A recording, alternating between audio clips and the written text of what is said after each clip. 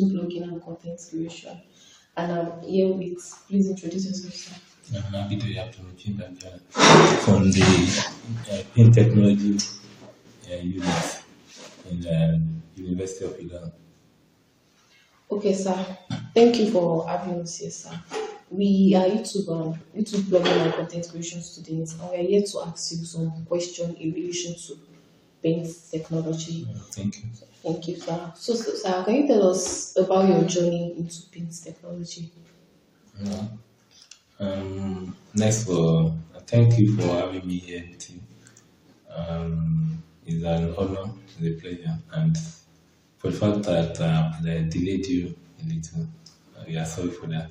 Thank you, sir. My journey in paint technology, I studied electrical for my undergraduate in my undergraduate days.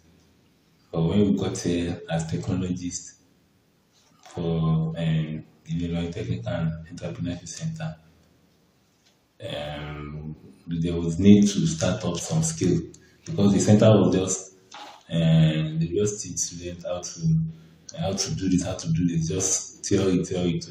So the then director found it very okay to start as a skill. When you are doing things, you can tell students that okay, do this, but you are just telling them do this and you are not doing it. So we started paint, and when we started the paint, I maybe my good background in chemistry, I picked interest in the paint, and I started because it was I was in the department and in the unit of paint, and maybe moving with people. I go to the street and learn, and that was my job. I would do some findings on my own, read books, and that's why I became the paint. Thank you, sir. What inspired you to become a lecturer or a trainer in this field, sir? Like I said, the question is still like the first one because I saw that paint is a very lucrative business. I think second to real estate.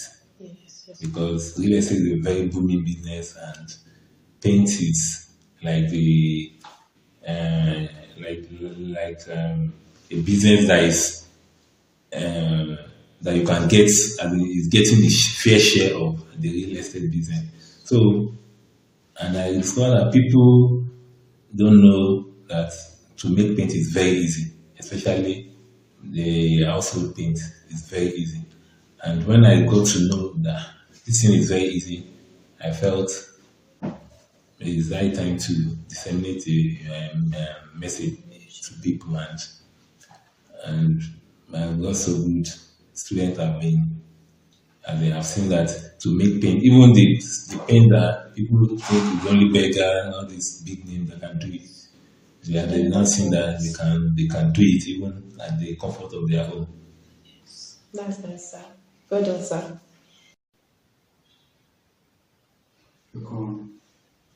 Okay. Thank you very much, sir. So, sir, is there like a selection process for different surface, or like selection process of paints for different sources and application? How do one select them? Okay, and that's why the skill I take the student, even the students who are like, is it paint production, paint technology? It's not about, people believe that all these skills, you just know how to do it. I want to learn braiding, I want to learn tailoring. No, you need to understand the science behind what you're doing. So we teach them the science behind the paint, and that's what we call paint technology. It's not paint production. You know how to produce paint, but you know the science behind it. You know, I told you, I said maybe my love for organic chemistry when I was in school. I just say, if you understand, I was telling them in class, it's just like a student was told to make soap. You just say, and line, mix it. But when you know saponification in school, when you know, okay, this is how soap is being made, this thing, you understand that this is why I'm adding so amount. So when you know the science behind it, you know that this surface is using emulsion paint, this surface should use gloss, and so on. So for selection, back to your question, when you want to select a surface, you you have to consider the paint you are using, the surface before you consider the paint.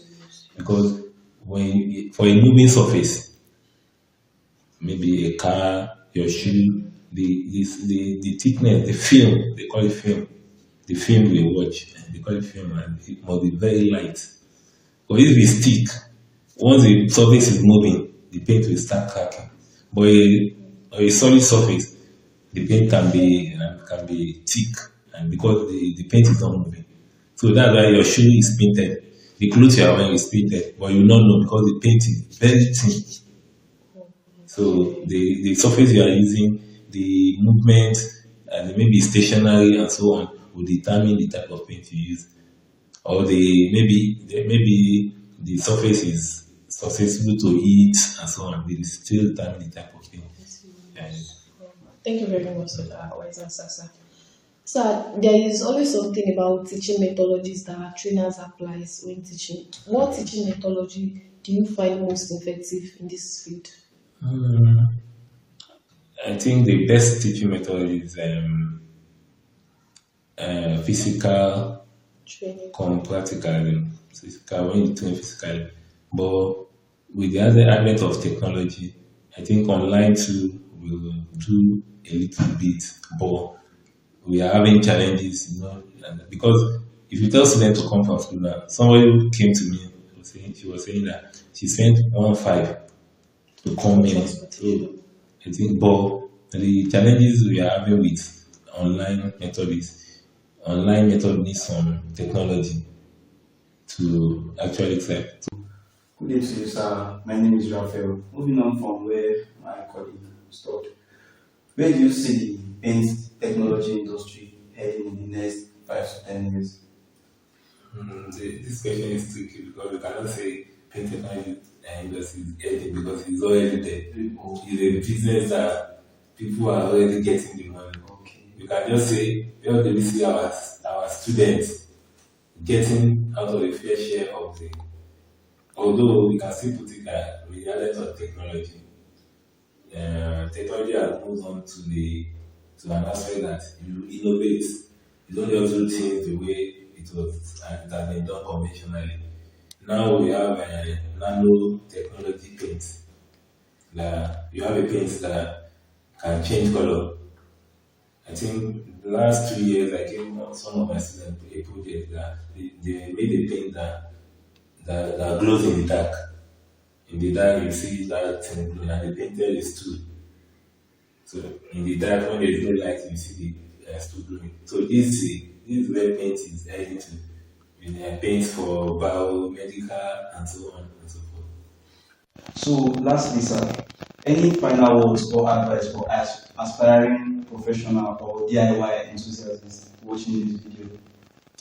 My advice is, like I always tell my students, when nobody came with any skill or any ability from heaven, then you have to develop it. Although we are endowed more than each other, but whatever you put your mind in, whether you have a flair for it or you don't, whether it's your forte or not, if you put in extra effort, you work hard, you surely get there. But if you are discouraged along the way, so because God in His infinite mercy always count efforts. If you make efforts, God, this person has time. You can. So whatever you do, I always advise whatever you do or you want to do, just continue doing it, put more effort. If you fail to do it, that will be successful.